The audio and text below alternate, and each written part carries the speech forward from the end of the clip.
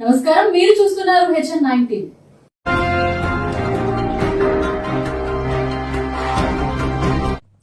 జోగులాంబ గద్వాల్ జిల్లా మల్దకల్ మండల పరిధిలోని నాగరదొడ్డి గ్రామంలో ఉన్న రిజర్వాయర్లో చేపలు పట్టడానికి వెళ్లిన మత్స్యకారులను చితకబాదారు. మత్స్యకారులు చేపలు పడితే కానీ వాళ్ల జీవనోపాధి గడవదు.